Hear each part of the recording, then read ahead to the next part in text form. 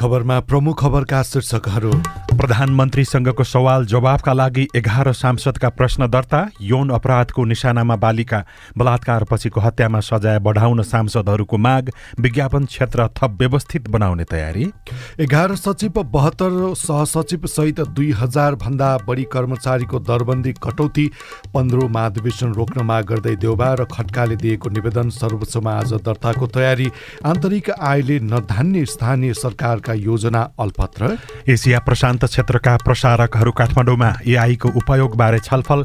छाला उद्योगलाई कच्चा पदार्थको अभाव, अब मौद्रिक नीति साउन 1 गते आउने। युरोपमा तापक्रम वृद्धिले लगातार जनजीवन प्रभावित। हर्मुज जलमार्गमा नियम मिच्ने जहाज नियन्त्रणमा लिने इरानको चेतावनी।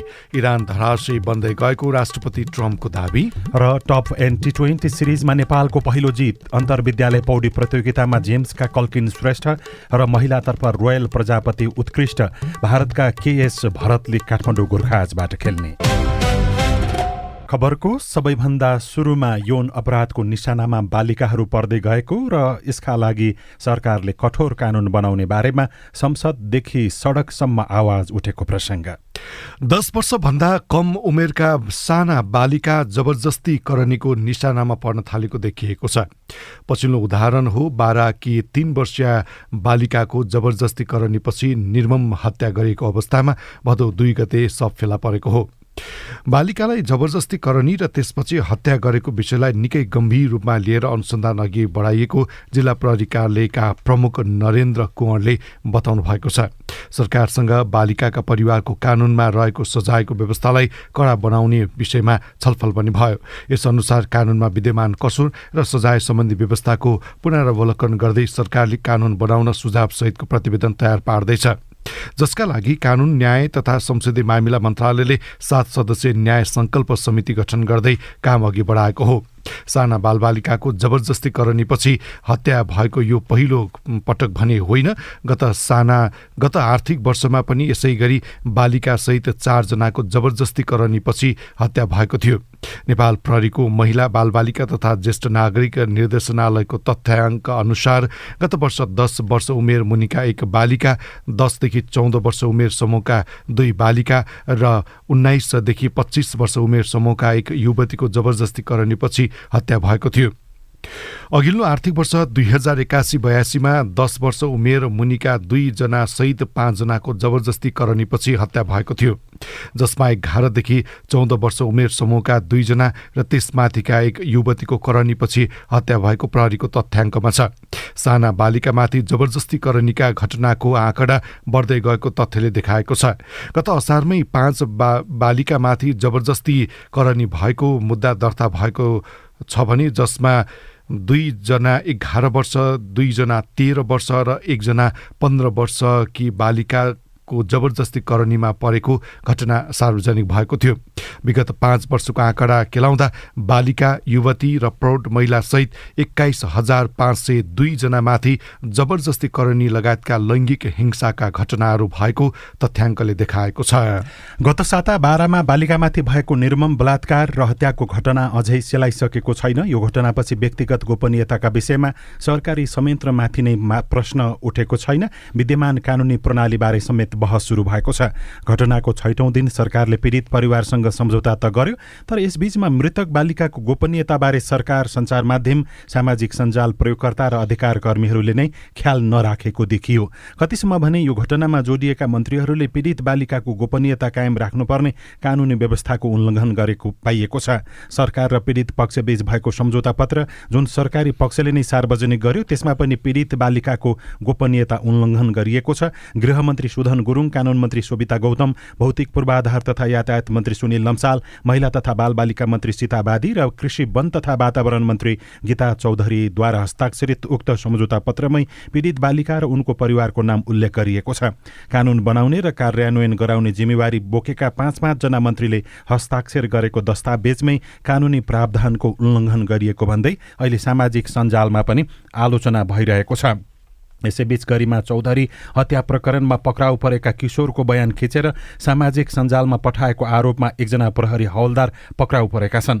जिल्ला प्रहरी कार्यालय बारामा कार्यरत प्रहरी हवलदार कुमार विक पक्राउ परेका हुन्। बारा प्रहरीका प्रहरी उपरीक्षक नरेन्द्र कुँवरका अनुसार भिडियो खिचेको आरोपमा प्रहरी हवलदार विकलाई पक्राउ गरी हिरासतमा राखिएको हो।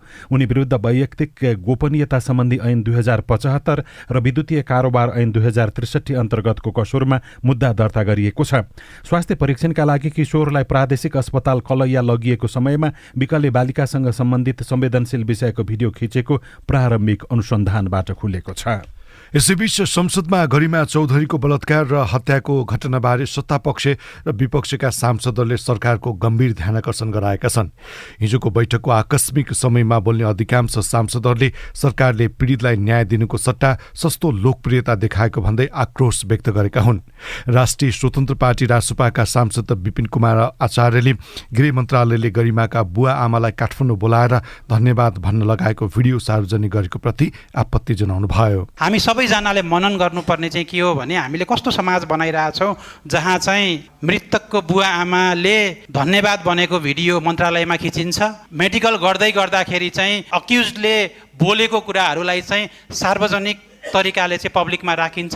यस्तो समाज बन्द गरिनुपर्छ। प्रमुख प्रतिपक्षी दल नेपाली काङ्ग्रेसका सांसद प्रमिला गच्छेदारले अबोध बालिकाको जीवनको मोल कुनै पैसामा तौल्न नसकिने तर्क समेत गर्नुभयो। जब घटना घट्छ, सडक तात्छ अनि सरकार र परिवार बीच 2 बुँदे 3 बुँदे 7 बुँदे सहमति हुन्छ। गरिमाको हत्यामा पनि यस्तै भएको छ। गरिमाको परिवारसँग सरकारको 3 बुँदे सहमति भएको छ। म सरकारलाई सोध्न चाहन्छु, एउटा शालिग ठड्याएर 3 वर्षीय बालिकाको जीवन फिर्ता आउँछ? सम्मानीय सभामुख महोदय, सहमति पत्रले तत्काल आन्दोलन रोक्न त सक्ला, तर राहतले छनेको पीडा त कम गर्ला, तर यसले दीर्घकालीन न्यायको अनुभूति र राज्यको विश्वास पुनः स्थापित गर्न सक्दैन। यसैबीच राष्ट्रिय प्रजातन्त्र पार्टी राप्रपाकी सांसद खुशबु ओलीले बलात्कार जस्तो जघन्य अपराधमा न्याय प्राप्तिको बाटोमा हदम्याद बाधक बन्न नहुने समेत तर्क गर्नुभएको छ। बैठकमा नेकपाका प्रमुख सचेतक युवराज दुलालले छोरी बचाउ राष्ट्रिय जागरण अभियान सुरु गर्न सरकारसँग माग समेत गर्नुभयो। छोरीहरू बचाउनु अहिले राज्यको प्रमुख दायित्व बनेको छ। त्यसकारणले prevention is better than care. छोरी बचाउ राष्ट्रिय जागरण अभियान राजनैतिक, शैक्षिक, स्वास्थ्य सबै हिसाबले सबै पक्षबाट सञ्चालन गरौँ भन्ने आह्वान गर्न चाहन्छु। अब आज काठमाडौँबाट प्रकाशित पत्रपत्रिकाको खबर।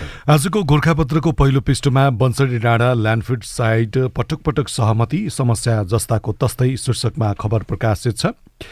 बन्सरी डाँडा ल्यान्डफिल्ड साइटको समस्या समाधान गर्न 3 तहका सरकार र स्थानीय बासिन्दा बीच पटक पटक सम्झौता भए पनि वर्षौंदेखि समस्या ज्यूका त्यौं रहेका छन्।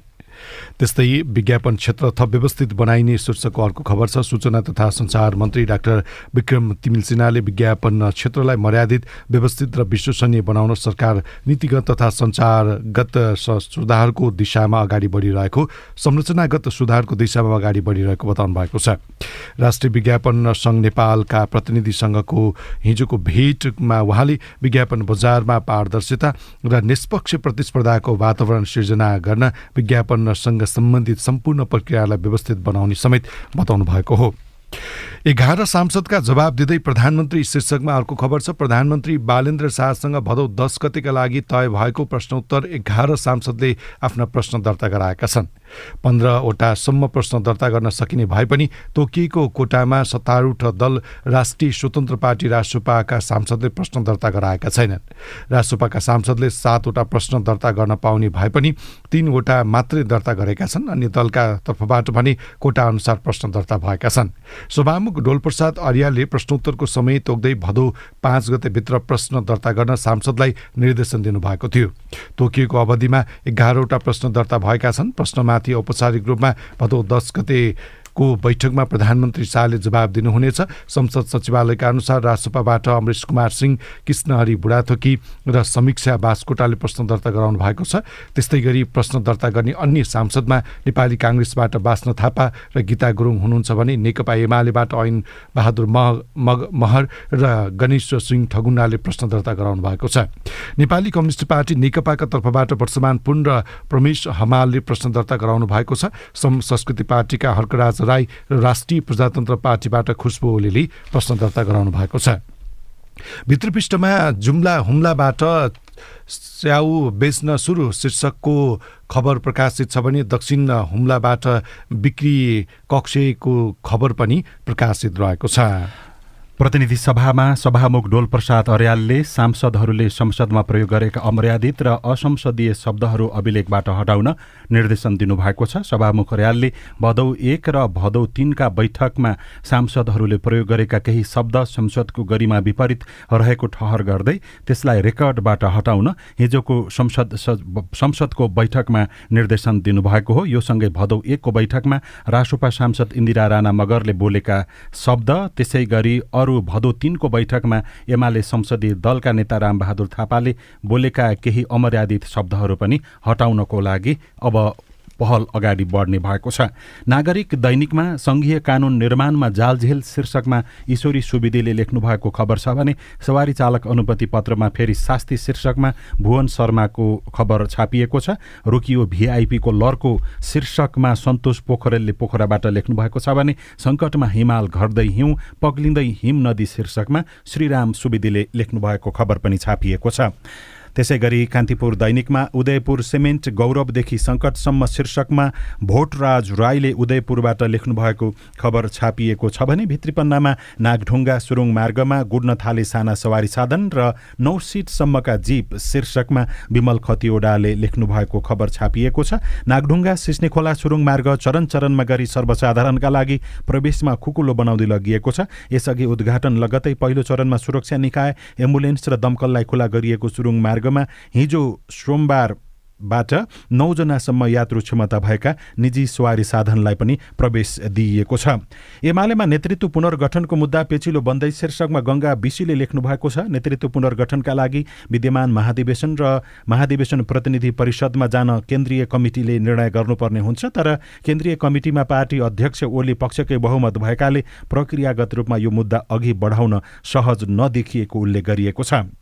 आफन्त गुमाएको धरालीमै रोजगारी खोज्दै पुगे नेपाली शीर्षकमा भवानी भट्टले कञ्चनपुरबाट लेख्नु भएको खबर पनि छापिएको छ। त्यसै गरी नयाँ पत्रिका दैनिकमा 11 सचिव, 72 सहसचिव र 139 उपसचिव सहित 2670 कर्मचारीको दरबन्दी कटौती भएको बारेमा सुभाष भट्टले लेख्नु भएको खबर छापिएको छ। बागमतीको सत्ता राजनीतिमा राप्रपा शिकार शीर्षकमा अर्को खबर छ भने 15औं महाधिवेशन रोक्न माग गर्दै देउबा र खड्का सर्वोच्चमा वारेस मार्फत गएको निवेदन आज मात्र दर्ता हुँदै शीर्षकमा खबर छ। प्रमुख प्रतिपक्षी दल नेपाली कांग्रेसको 15औं महाधिवेशन रोक्न माग गर्दै 14औं महाधिवेशनबाट निर्वाचित सभापति शेरबहादुर देउबा र कार्यवाहक सभापति पूर्णबहादुर खड्काले सर्वोच्च अदालतमा छुट्टा छुट्टै पूरक निवेदन दिनुभएको पनि उल्लेख गरिएको छ। अर्को खबर भरिन थाल्यो वञ्चरे डाँडा, ल्यान्डफिल साइट विकल्पबारे अन्यल शीर्षकमा खबर छ भने विद्यालय शिक्षा विधेयकमाथि थालियो छलफल, सुझावका आधारमा टुङ्ग्याइने शीर्षकमा पनि खबर छापिएको छ। आन्तरिक आयले नधान्ने स्थानीय सरकारका योजना अलपत्र शीर्षकमा झापाबाट चिरञ्जीवी घिमिरे लेख्नुहुन्छ। स्थानीय आवश्यकतामा भन्दा भ्यू टावर, मनोरञ्जन स्थल जस्ता अनुत्पादक र चर्चा बढी हुने क्षेत्रमा बजेट खर्च गर्ने प्रवृत्तिले करोडौं खर्च भएका आयोजना अलपत्र परेको पनि उल्लेख गरिएको छ। आर्थिक कारोबार दैनिकमा मौद्रिक नीति अब साउन 1 मा आउने बारेमा खबर छ भने 40 मेगावाटको राहुघाट बन्यो उत्पादनको तयारी शीर्षकमा म्याग्दीबाट लेखिएको खबर छ। गोर्खापत्र दैनिकको भित्री पन्नामा बीमा पोलिसीलाई निक्षेप वा लगानी भन्दै बिक्री गर्न रोक, पहिलो महिनामै अत्यधिक आयात, 44 अर्बले बढ्यो आयात, निर्यात 62% वृद्धि शीर्षकमा खबर छापिएको छ। कच्चा तेलको आयात बढ्दा त्यसले मुलुकको समग्र आयात र निर्यात दुवै बढाएको छ। खबरमा अब खुला संसदका लागि भएका र हुन बाँकी कामको कुरा। नेपाली संसदको स्थापनाको करिब 30 वर्ष पूरा भएको छ। नयाँ संविधान जारी भएपछि सातै प्रदेशसभा र संघीय संसदको अभ्यास भइरहेको छ। खुला संसदको अवधारणा र यसको व्यवहारिक कार्यान्वयनका लागि भएको प्रयासका बारेमा हामीले संघीय संसद सचिवालयका प्रवक्ता एकराम गिरीसँग कुराकानी गरेका छौँ। हामीले गर्न नसकेको चाहिँ अहिले सोसियल मिडियामा हामी गइरहेका छैनौँ। खास गरी पछिल्लो समयमा सोसियल मिडियाको क्रेज अलि बढी छ नेपालमा, धेरै मान्छेहरू यसमा संलग्न पनि भएको देखिन्छ। त्यस सन्दर्भमा हामी सोसियल मिडियामा अलि कमजोर छौँ।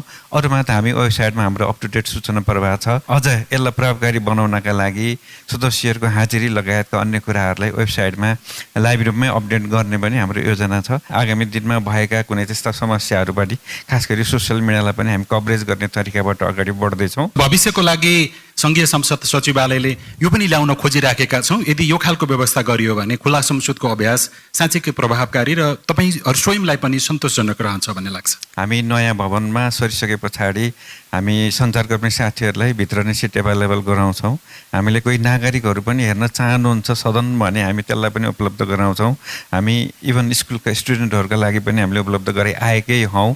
त्यो पनि विगत लामो समयदेखि हामीले उपलब्ध गराएकै छौँ र आगामी दिनमा पनि गराउँछौँ। हामी अहिलेको सूचना प्रविधिको जुन सुविधा छ त्यो सुविधालाई अझ बढी व्यापक प्रयोग गर्न चाहन्छौँ। पारदर्शिता, अर्को सिभिक पार्टिसिपेसन यानि कि नागरिक सहभागिता, अर्को सार्वजनिक जवाफदेहिता पब्लिक एकाउन्टेबिलिटी, यी तीनटा कुरालाई आधार मानेर हामीले चाहिँ आगामी दिनमा खास गरी सूचनाको पहुँचमा आम नागरिकहरूको पहुँच अभिवृद्धि गर्नका लागि चाहिँ हामीले गरिरहेका छौँ। मोक पार्लियामेन्टको कुरा चाहिँ एउटा छुट्याइरहनु भएको थियो। हामी इभन संसद सचिवालय नै विभिन्न दुर्गम जिल्लाहरूमा गएर विद्यार्थीहरूसँग पनि नमुना संसद कस्तो हुन्छ भनेर हामीले त्यो सम्बन्धी जानकारी पनि प्रवाह गरिरहेका छौँ। पछिल्लो पटक संसदको बाहिरपट्टिको दृश्य हेर्ने हो भने कतै यो एउटा छिटो छरितोको नाममा हतारले मेन स्ट्रिम मिडियाको ध्यान कतै विमुख हुने हो कि भन्ने जस्तो पनि कतिपय ठाउँमा हामी चिन्ताहरू देख्छौँ। त्यो खालको भिडभाड हुँदाखेरि यसलाई व्यवस्थापनको लागि तपाईँहरू के सोच्दै हुनुहुन्छ, केही छ कि छैन?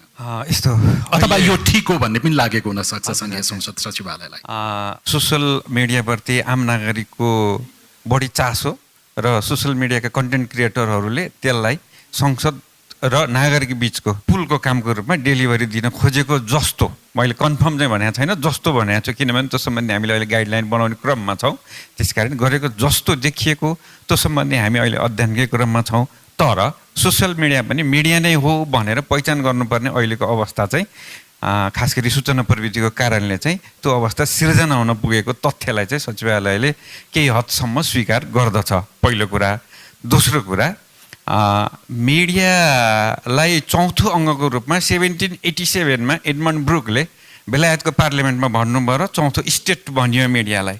र पछिल्लो चरणमा सूचना प्रविधिको विकास भइसके पछाडि सोसियल मिडियालाई पाँचौँ स्टेट भन्ने कि नभन्ने भन्ने पछिमा पनि अहिले बहस हुन थालेको छ। पाँचौँ स्टेट अथवा पाँचौँ अङ्ग मान्ने अवस्थामा हामी छौँ छैनौँ भनेर अहिले विश्लेषणकै चरणमा छ। खबरमा अब विदेशका खबर। यस वर्ष युरोपमा तापक्रम असामान्य रूपमा उच्च रह्यो। यो महाद्वीप अन्य कुनै पनि महाद्वीप भन्दा छिटो तात्छ र युरोपको सन् 2026 को गर्मी मौसम जलवायु परिवर्तनको इतिहासमा सबैभन्दा कठिन रहेको समेत विश्लेषण भएका छ। गर्मीयाममा 40 डिग्री सेल्सियस पुग्नु युरोपका केही भागमा सामान्य भइसकेको र सन् 2026 मा अन्य औसत चिसो मौसम रहने क्षेत्रले पहिलो पटक यो सीमा पार गरेको समेत विश्लेषण गरिएको हो। अगस्त 15 सम्मको दैनिक अधिकतम तापक्रमका कारण टर्की बाहेक 1 करोड 80 लाख मानिस, जर्मनीका 90 लाख मानिस बसोबास गर्ने क्षेत्र, मुख्यतः बर्लिनको दक्षिण र पश्चिम तथा आसपासका क्षेत्रमा मानिसहरू विस्थापित भएको समेत खबरहरूमा उल्लेख छ। हर्मुज जलमार्ग पार गर्दा इरानले तोकेका नियम उल्लङ्घन गर्ने जहाजमाथि प्रतिबन्ध लगाउन सकिने इरानले चेतावनी दिएको छ। त्यस्ता जहाजलाई जरिमाना लगाउने, नियन्त्रणमा लिने वा जफत गर्नेसम्म कानुनी कारबाही हुने समेत चेतावनी दिएको हो। स्टेट व्यवस्थापन गर्ने उद्देश्यले इरानले नयाँ निकाय PGSA स्थापना गरेको छ र इरान आर्थिक, सामाजिक तथा राजनैतिक रूपमा धराशयी भइसकेको अमेरिकी राष्ट्रपति डोनाल्ड ट्रम्पले दाबी गर्नुभएको छ। वासिङ्टनले तेहरान विरुद्ध नयाँ आर्थिक दबाव अभियानका विवरण घोषणा गर्न तयार हुँदै गर्दा तेहरानले यसलाई अमेरिकाले हार स्वीकार गरेको रूपमा उपहास गरेको समेत उहाँले दाबी गर्नुभएको हो। लगभग 6 महिना लामो युद्धपछि दुवै पक्ष गतिरोधमा फँसेका छन्। खबरमा अब खेल खबर। नेपाल एले अस्ट्रेलियाको टप एन्ड T20 सिरिजमा पहिलो जित हात पारेको छ। नेपाल एले डार्बिनको मारकका क्रिकेट मैदानमा हिजो होवर्ड हरिकन्स एकाडेमीलाई 39 रनले हराएको। हरिकन्सको यो लगातार तेस्रो हार रहेको छ। जेम्स स्कुल धापा खेलको आयोजनामा भएको 2 दिने थन्डरबोल्ट्स कप पौडी प्रतियोगितामा 18 वर्ष मुनिको पुरुषतर्फ जेम्स स्कुलका कल्किन श्रेष्ठ र महिलातर्फ द ब्रिटिस स्कुलकी रोयल प्रजापति उत्कृष्ट खेलाडी घोषित हुनुभयो। 14 वर्ष मुनिको पुरुषमा जेम्सका मायोन श्रेष्ठ तथा महिलामा सेन्ट मेरिज सेकेन्डरी स्कुलका दोवान्सी जोशी उत्कृष्ट बन्नुभएको छ। भारतका पूर्व test wicket keeper batter KS भरतले आगामी नेपाल प्रिमियर लिग NPL को तेस्रो सिजनमा काठमाडौँ गोर्खाजबाट खेल्ने हुनुभएको छ। गोर्खाजले सामाजिक सञ्जाल मार्फत भरतलाई टोलीमा अनुबन्ध गरेको बारेमा जानकारी दिएको छ। र नेपाल भलिबल लिगको ट्रफी अनावरण गरिएको छ। भलिबल लिग NVL को ट्रफी सार्वजनिक गरिएको हो। नेपालमै पहिलो पटक हुन लागेको पुरुष फ्रेन्चाइज लिग भलिबल NVL को ट्रफी ऐतिहासिक पाटन दरबार स्क्वायरको ललितपुर महानगरपालिकाका प्रमुख श्रीबाबु महर्जनले सार्वजनिक गर्नुभएको हो। खबर सक्नु अघि मुख्य खबर फेरि एकपटक। प्रधानमन्त्रीसँगको सवाल जवाबका लागि 11 सांसदका प्रश्न दर्ता। यौन अपराधको निशानामा बालिका बलात्कार पछिको हत्यामा सजाय बढाउन सांसदहरूको माग। विज्ञापन क्षेत्र थप व्यवस्थित बनाउने तयारी। 11 सचिव 72 सहसचिव सहित 2000 भन्दा बढी कर्मचारीको दरबन्दी कटौती। 15औं महाधिवेशन रोक्न माग गर्दै काङ्ग्रेस नेता देउबा र खड्काले दिएको निवेदन। सर्वोच्चमा आज दर्ताको तयारी। आन्तरिक आयले नधान्ने स्थानीय सरकारका योजना अलपत्र। एसिया प्रशान्त क्षेत्रका प्रसारकहरू काठमाडौँमा AI को उपयोग बारे छलफल। छाला उद्योगलाई कच्चा पदार्थको अभाव। अब मौद्रिक नीति साउन 1 गते आउने। युरोपमा तापक्रम वृद्धिले लगातार जनजीवन प्रभावित। हर्मुज जलमार्गमा नियम मिच्ने जहाज नियन्त्रणमा लिने इरानको चेतावनी। र टप एन्ड T20 सिरिजमा नेपालको पहिलो जित। अन्तर्विद्यालय पौडी प्रतियोगितामा जेम्सका कल्किन श्रेष्ठ र महिलातर्फ रोयल प्रजापति उत्कृष्ट।